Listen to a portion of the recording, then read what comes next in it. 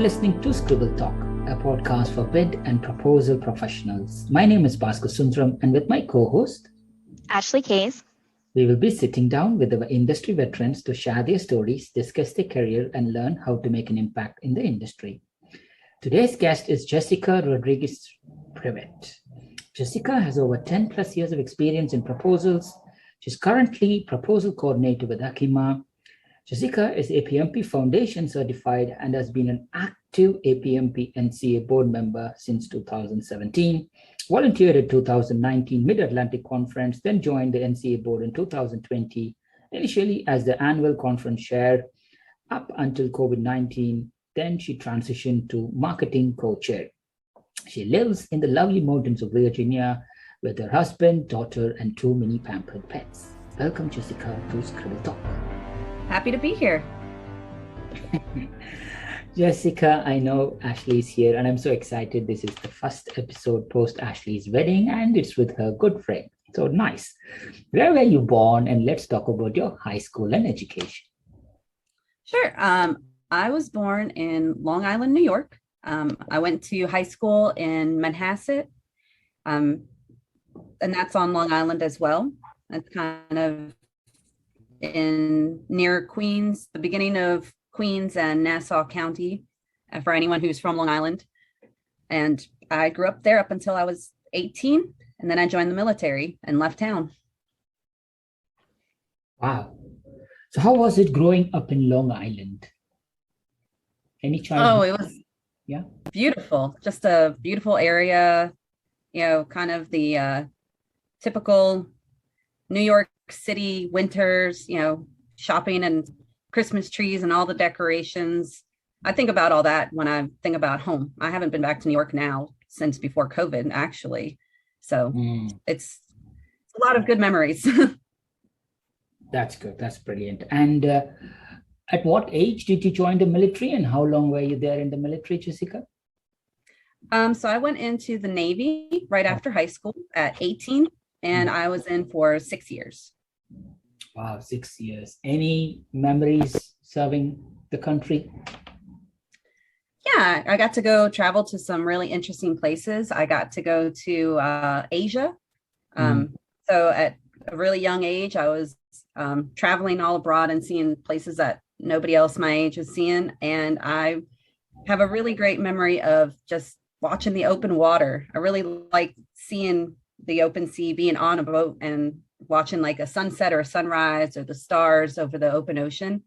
I don't like to swim, but I love watching the open ocean. But I never took the opportunity to go and swim in it as some of my other, fellow sailors did when they did swim call. Swim call. Wow. So what made you to leave military, and what was your very first role post-military or post-Navy? So I got out of the military once my time was up. And my first role after that was I got into insurance. I actually was working for Allstate Insurance as a subrogation specialist, which is where you collect payments from the people that cause the accidents. So it was a really interesting role in insurance and learning about how claims and payments and premiums and all that kind of rolls together to give you the price you get when you buy your insurance. So it was my first kind of corporate experience, and it made me realize how paying attention to detail, which is what I learned from the Navy, comes in really handy with other roles, and especially proposals now. At what point did you enter the proposal industry, and do you remember your very first proposal? Yeah, I entered the proposal industry actually at Delta Dental of Virginia. So my first experience with proposals was strictly dental proposals, which are very different from government proposals. And as for my very first proposal, I don't remember the name, but I do remember, I believe it was a school system in Virginia. And so it was actually a lot like a government proposal. It was the same format, but the information they request was probably about a tenth of what you would see in your typical government proposals. Did you say dental proposal, Jessica? Yes. Dental insurance proposals is where I first started. Got it, got it. So I was quite excited. Oh, the questions will be all about teeth and maintaining teeth and what do you do? But it looks like this is slightly different. Everyone asks me that, and you can. I've learned a little bit working on that side. I do know, hey, flossing is really important, so don't ever forget that. Yeah, it's really interesting to learn about all that. I mean, because it does kind of all tie in, you know, when you keep your teeth clean, and it helps bring your insurance premiums down. So it's to me, all of that is interesting how, you know, it all ties together and can have an effect on pricing. Just while you were talking about teeth, I'm just staring at the Krispy Kreme donut now. Do you think I should eat it or I should leave it to take care of my teeth? You should wait. I should wait? Okay. Good. So from the dental proposals, how did you transition to your current role? Talk us through all the companies that you work for, and then let's land with your current role as well. Well, actually, it was through APMP. When I was working in the dental proposals industry, I wanted to find some association or some organization that I could find like-minded people and professionals to talk to about proposals. I had heard that there was best practices, but I didn't know the details about it. So by joining APMP and by meeting people like Ashley and learning more about the type of companies that do government proposals up in Northern Virginia, I became really interested in those specific proposals for the government and government contracts. And I started just learning more, getting my foundation certification, you know, and just kind of integrating myself more in LinkedIn and meeting more professionals in that area. And eventually I was offered job opportunities to be able to pretty much get my foot in the door on government proposals, first with Griffin, and then I moved on now to Akima. And so I have officially been working in the government proposals industry for a year now.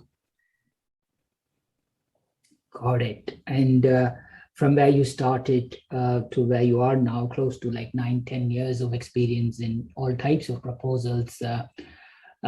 Jessica, so any proposals comes to mind as memorable, good or bad, for various reasons?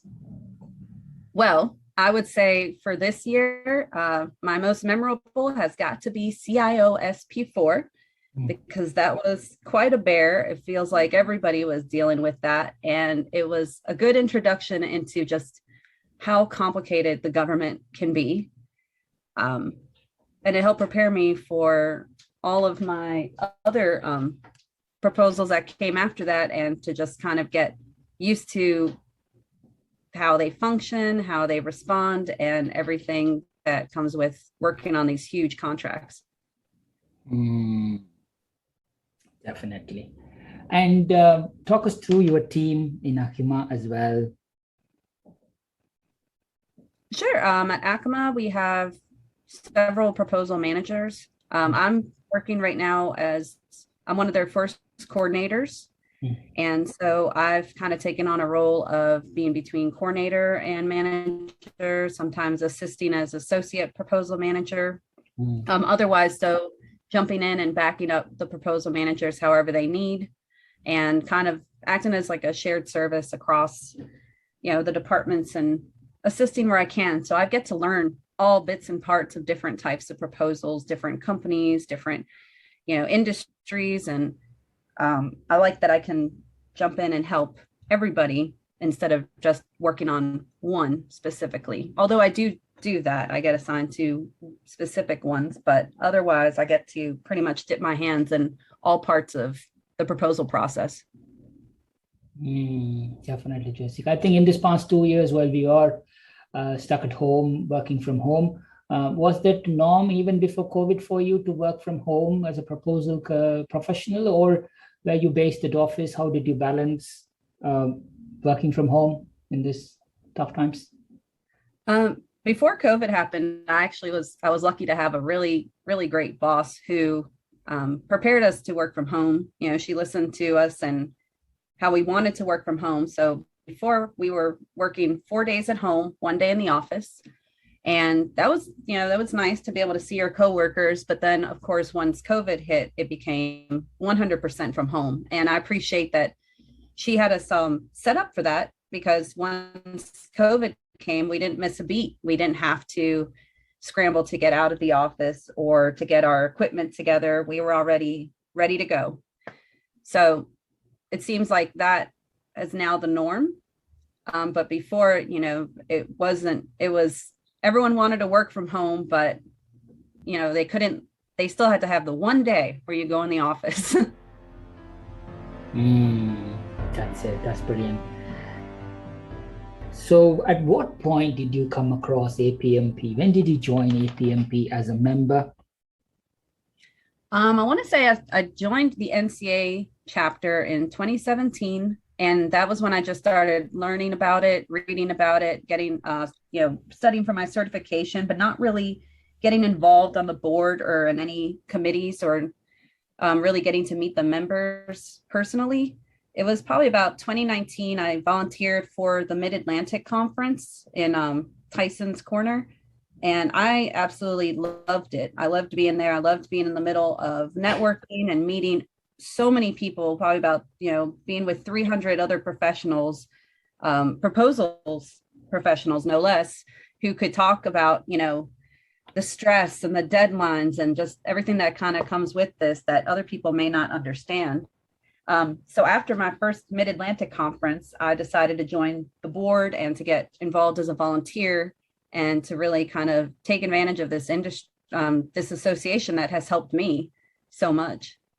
I truly feel like APMP is the reason why I was able to get these opportunities and this job that I'm working at now.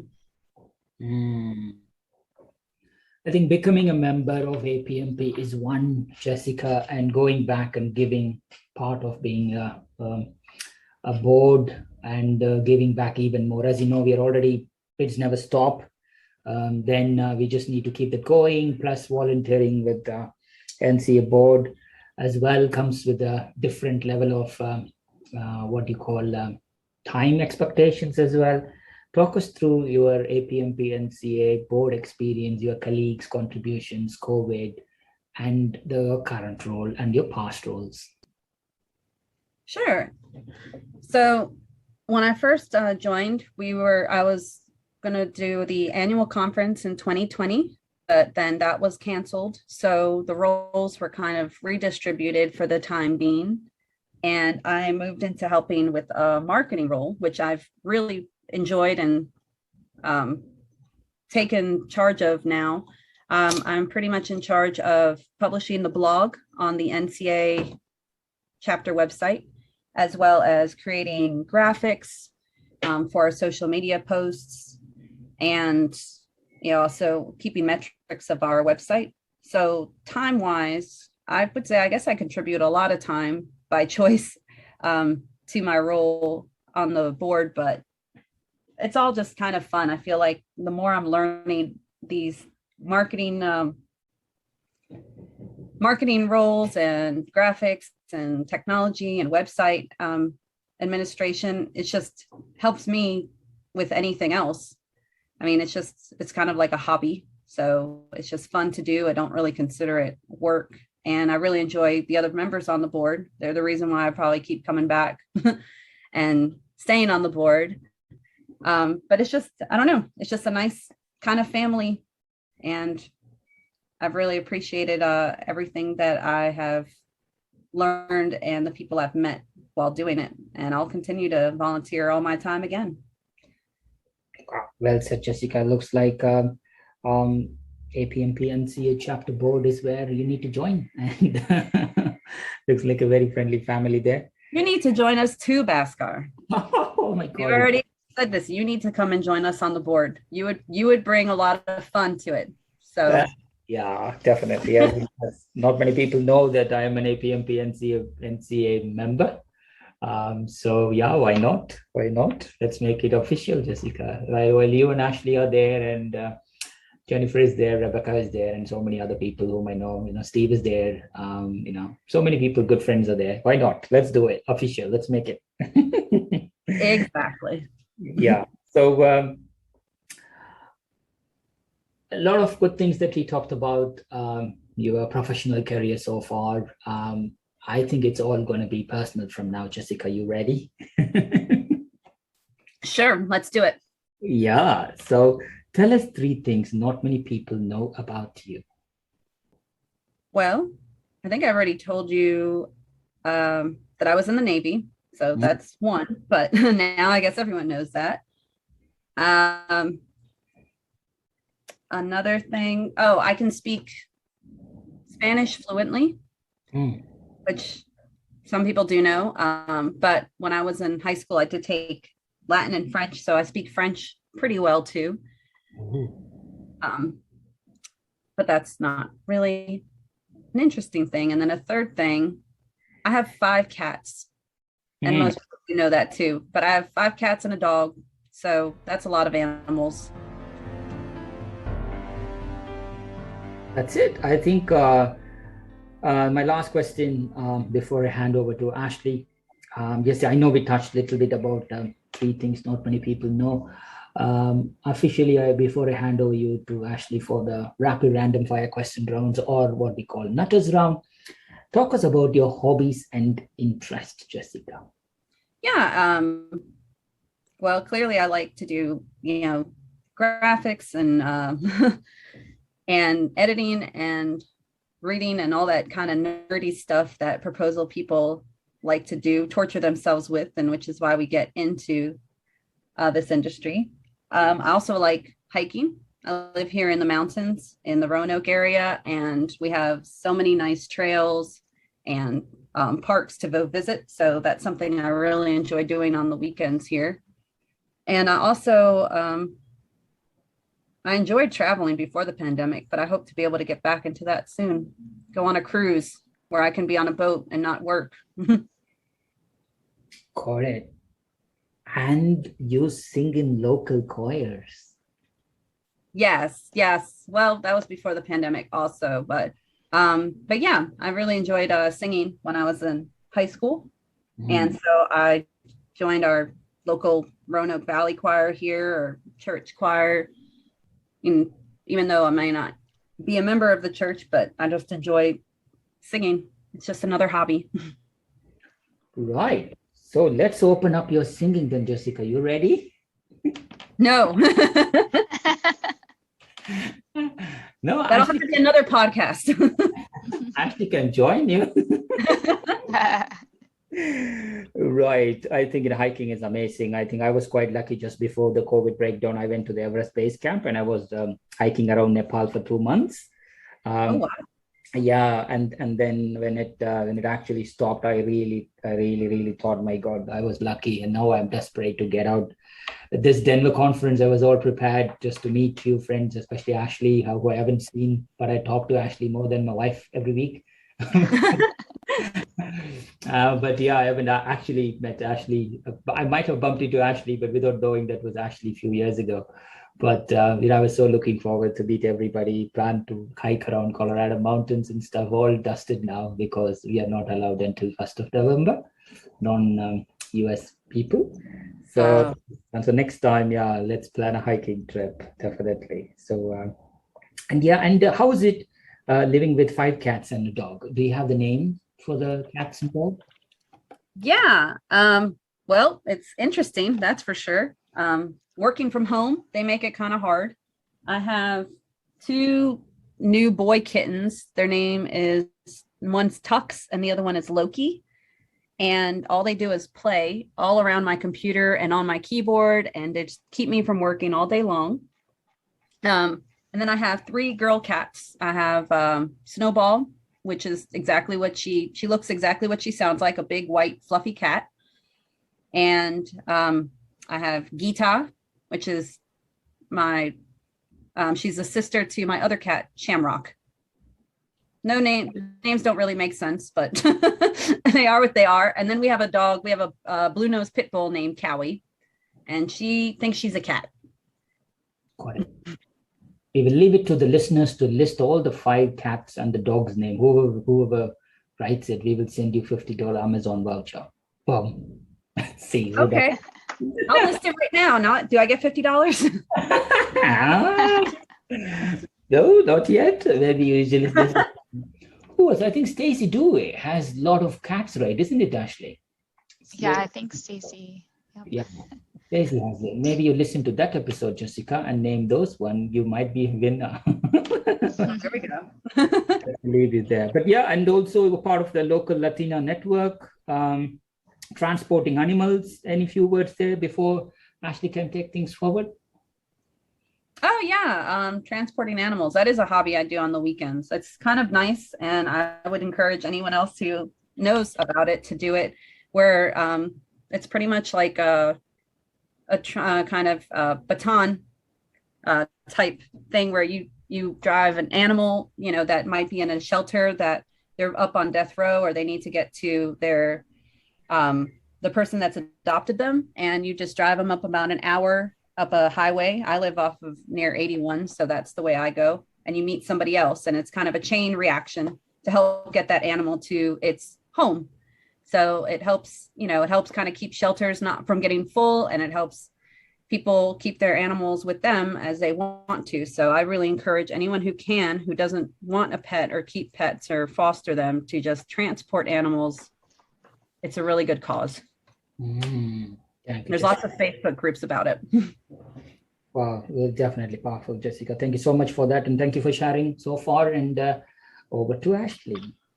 Thank you. All right, Jessica. So we talked about your hobbies a little bit. Before we go into the really random questions, can you let us know some of your places to hike in the DC-ish area, Northern Virginia area? I don't really know the Northern Virginia area that well, okay. Since I was down in Southwest Virginia in Roanoke. Mm-hmm. But that's near the Appalachian Trail. So there's McAfee's Knob, and Dragon's Tooth is another really good one. And one of my favorites is also the Peaks of Otter. But Northern Virginia, if anyone knows good trails there, let me know. I know I've been up there, and I've walked some of the trails near the Potomac, and I've been near Mount Vernon, but I don't really know good hiking trails in that area. Yeah, you still have to go, I think, a little bit southwest from DC, other than, Great Falls is a kind of popular one that's more north, but southwest, there are some good ones kind of more in the Blue Ridge. Okay, yeah. Anything in the southwest of Virginia, right in the Blue Ridge Mountains, is kind of what I do know. The Shenandoah Valley and all that. Yeah, those ones all sound like ones we would have gone to when I was at Virginia Tech. So they're not too far. Yeah, that's exactly where I live near. I live near Virginia Tech. So. Oh, do you really? Yeah. So a little past Roanoke. Right. It's about 30 minutes past Roanoke. So, yeah, I know exactly where you're talking about. Virginia Tech is beautiful. Yes, I was spoiled for 4 years.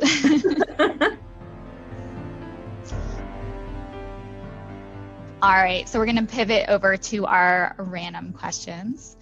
No right or wrong answer. If you don't have an answer, we can move on quickly. Don't think too hard. Okay, I tend to do that, so good to know. All right, if you were attending a Halloween party, what costume would you wear and why? Okay. Just because I like puns.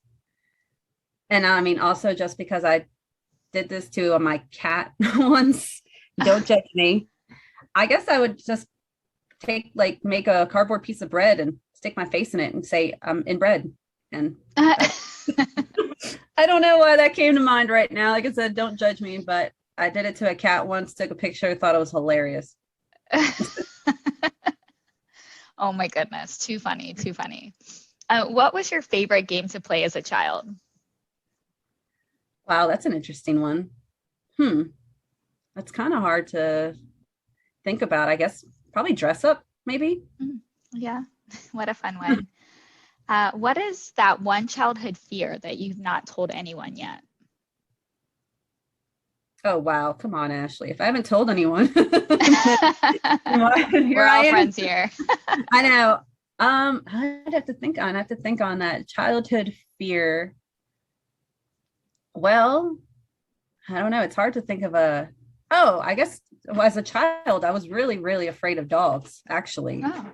And I've gotten over that fear. But as a child, I got bit once and I just never had a good experience with dogs. So I had a very kind of like knee-jerk reaction to dogs for a while that took me a bit to get over. And I learned that the more you act scared, the more dogs react to you. So it's better to be calm. But yeah, now I love dogs, but that was something when I was a kid that I didn't think I would ever get over. Yeah, that's tough if you're bit at a young age like that. So if you could become invisible for a day, what would you do? Aside from sitting on some certain meetings at proposals that I'm not invited to, I would, that's also another good question. I guess I would want to, I don't know, maybe walk to the White House and hear things. How fun. Yeah. Someplace that, is difficult to get into. Yeah, exactly. Just to be able to say I did it and I was there and I saw something that no one else could hear or see. Yeah. To be that fly on the wall for sure. What's the one food you could never bring yourself to eat? This is a good question. And I feel like I had thought of this recently. Well, there's a specific, this may not relate to anybody at all, but there is a specific like vegetable in El Salvador that goes on pupusas. And my mom always insists that it tastes really good and it's called loroco. And it's just a vegetable. I mean, I can't say if it's chewy or not, but it's just one of those things where when I look at it, I'm never going to eat that. Like, I don't care who says that's good, who says, oh, when you mix it in, you don't even see it or feel it or hear it or taste it. I was like, I just can't. And just, it makes me want to throw up. And my mom she keeps ordering me pupusas with it because she thought I liked it one day and I just don't. Are you able to pick that off or is it mixed in? No, because a pupusa is pretty much a stuffed tortilla. So it's all mixed in and then it's in the middle. So it's like mixed in with the cheese or meat or anything like that. So no, you can't pick it out. So she has to eat it or it goes to waste. Yeah, exactly. Oh. What movie or book character are you most similar to? Well, when I was young, I always liked Belle from Beauty and the Beast. I always felt like I could relate to her because I was, like a bookworm and just kind of felt like I didn't really belong with other people. So, yeah, probably kind of cliche, but I like that. Yeah. Her spirit. If you could change one thing about how the human body has evolved, what would that be? Oh, I want wings. I want to fly. Oh. How fun would that be? Yeah. Why not us? Why birds, but not us? I know, it's not fair. If you could take 5 things to a deserted island, what would you take? Okay, well, chapstick, always. Sunblock and a book. And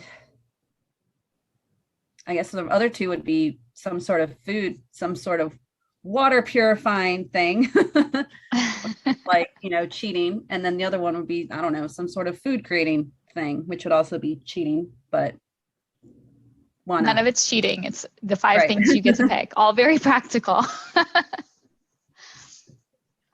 All right.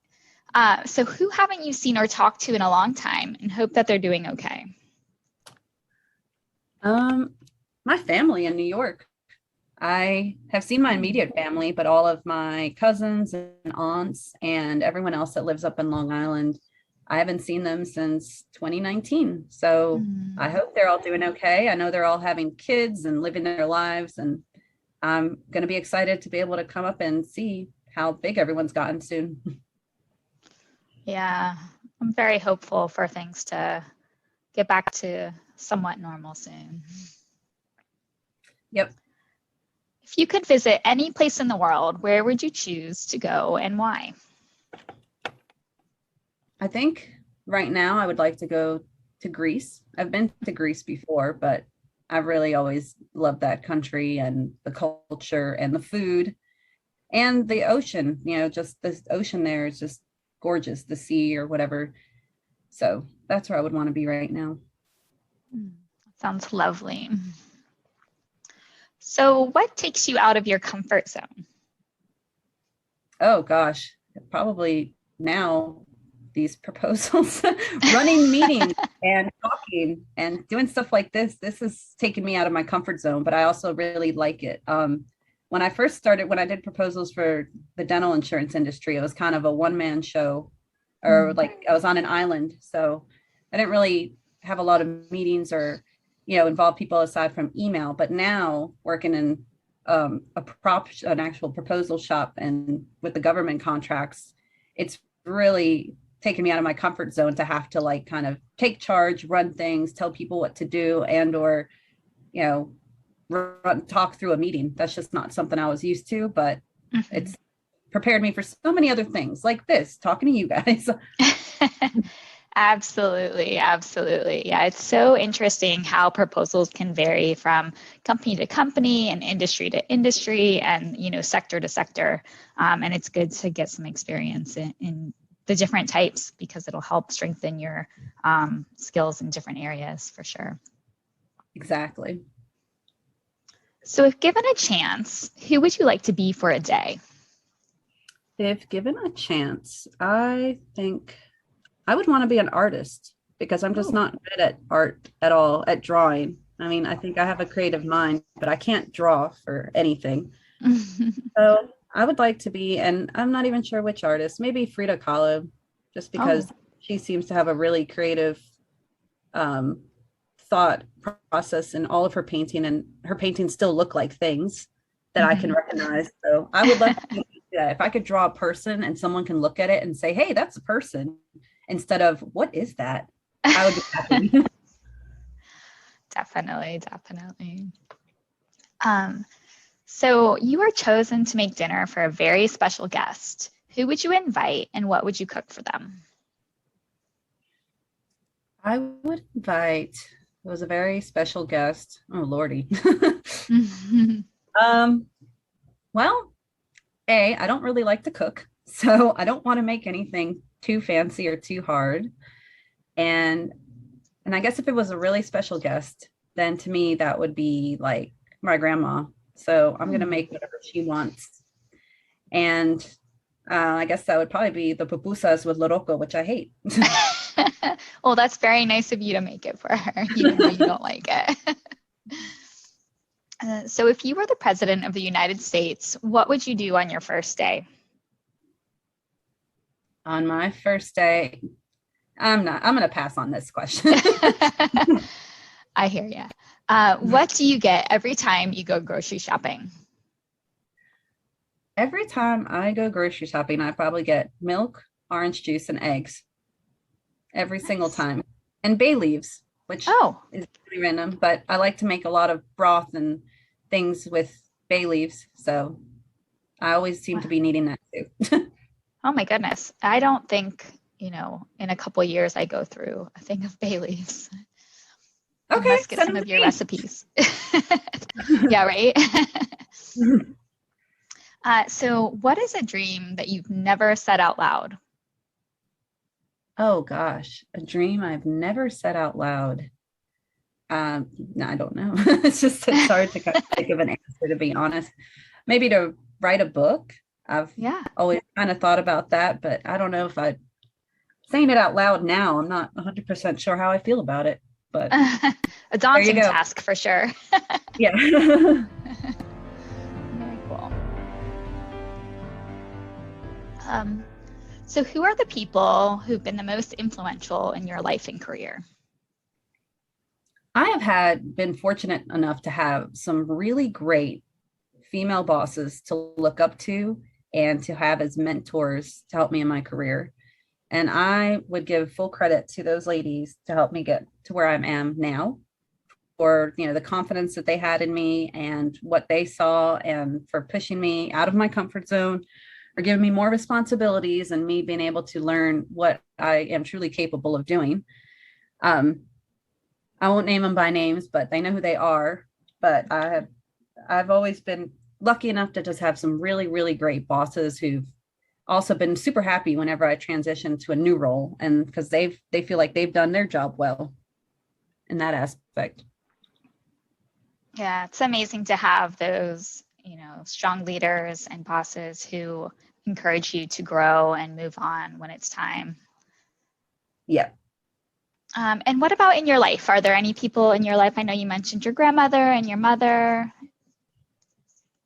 In my life, I mean, being part of like Latinas network here, there's some ladies then in this other network that I am able to connect to with my heritage and my culture, being from El Salvador, and my family speaking Spanish. I look up to these other women that I've met in different professional organizations a lot, because they can show how to handle being a mom, being on a board, working, and still volunteering their community, doing it all without missing a beat. And that's what I aspire to be.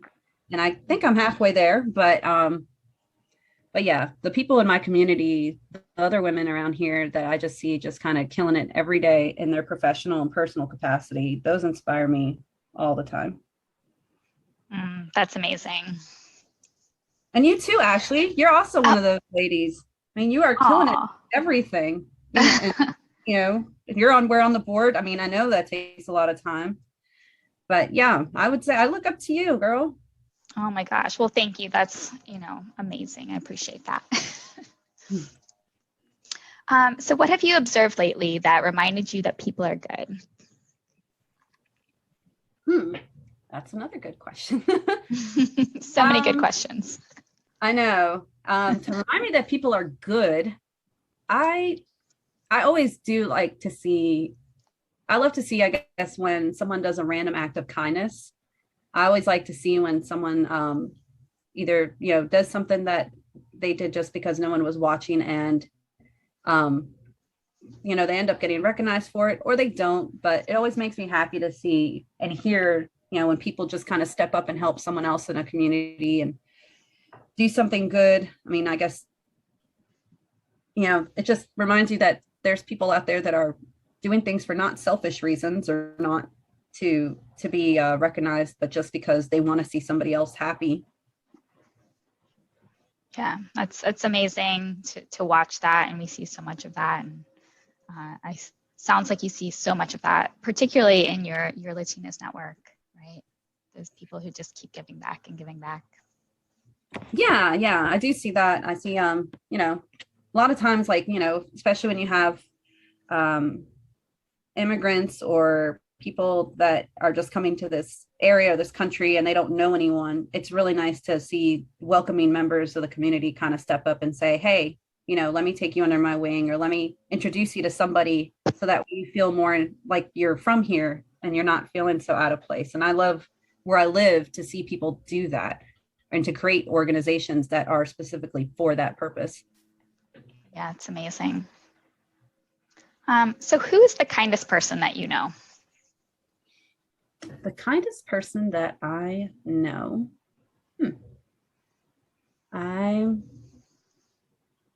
There's a lot of kind people I know. It's like, I don't want to say anyone that is the kindest.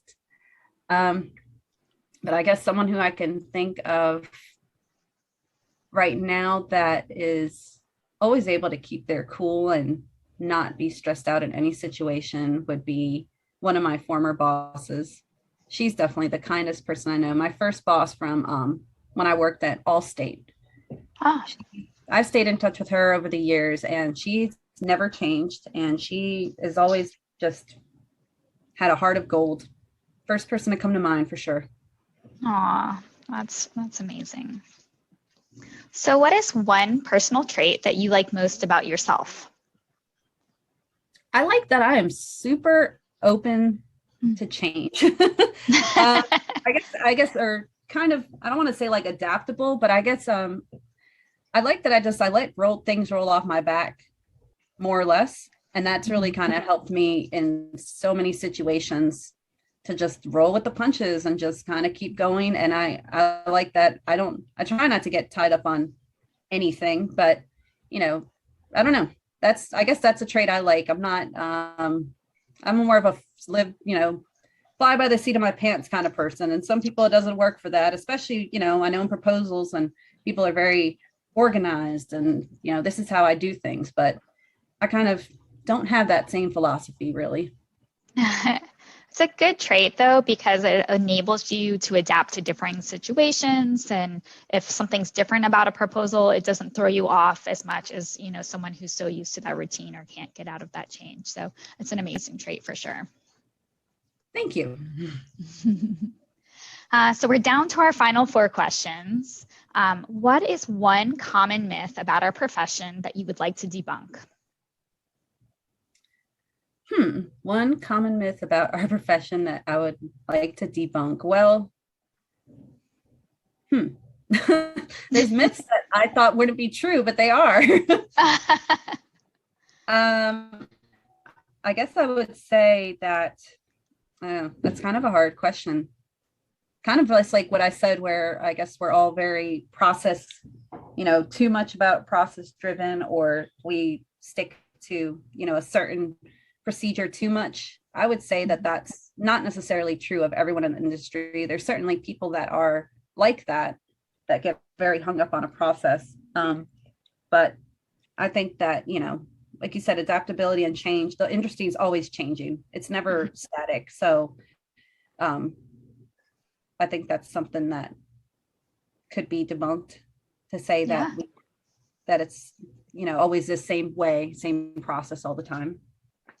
Oh, for sure. It's not really as rigid as some people make it out to be. Right. So what is one thing you wish you had known when you began your career? I wish I had known that there was a place that had best practices for proposals. That would have been very helpful when I started my career. And I'm really super glad that I found it, because I've also helped other people that are starting in this career use these resources. I mean, it's very daunting when you don't know anything about government contracts or the background or what people that have been in there know just off the top of their head. So it's really nice to have a place with all these resources and, webinars and classes and education, just to kind of change your concept and perception of things a little bit. I mean, even with dental proposals, it helped me learn to edit better, or what to look for, what I could do to adjust and make something look even just a tinge better. Yeah, absolutely. So many people can relate to that. So what is the best piece of advice that you received, and who gave it to you? One of the best pieces of advice I got was probably from another former boss, and just, change is inevitable. That is really it. Yeah, it's great advice. So you've had a great career so far, but it's almost like it's still beginning, right? We're curious, what's next for you? What are you looking forward to in the future? Right now, I'm just looking to soak up what I'm learning. And I would like to definitely move up into a proposal management role, probably in the next few years. But right now, I'm just enjoying just kind of learning everything there is about government proposals and all the little side conversations that go with it and all the different departments that are involved. It's just pretty much like a brand new career, or a brand, but it is and it's not. So right now, I'm just focusing on, learning everything I can with what I'm doing. Yeah, so much fun to kind of be in a new area, a new space, and get to learn so much. And it's definitely an exciting time. Was there anything that you had hoped to share with us today that we haven't touched upon yet? No, I think we've touched upon everything. I guess I would just encourage anyone really that if you're not part of a APMP chapter, I would encourage you to join the National Capital Area one. We specialize in the government proposals. So it's a great resource and full of great people. I'm one of them. Ashley's another. Bhaskar, soon to be. So He is a chapter member, but I got to get him to be a board member. And I encourage anyone to take advantage of the resources there. I mean, this is what your membership provides, and there's just so much to be able to still learn and do. And there's no reason why you need to be bored with your work, in my opinion. Absolutely. Nice. Well, Jessica, thank you so much for your time today. It's really been a privilege to have you here with us at Scribble Talk. We wish you all the good health and happiness. Please continue to inspire bid and proposal industry colleagues and everyone else around you. Stay safe, stay healthy, stay sane. Thanks so much, Ashley. Thank you, Bhaskar.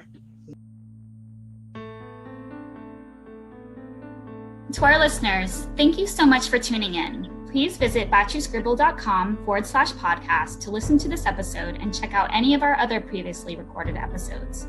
If you've enjoyed today's interview, don't forget to subscribe, review, and share the Scribble Talk podcast. We hope you'll check out our next episode where we interview another industry expert and special guest. Until then, it's Ashley Kays, Bhaskar Sundram, signing off.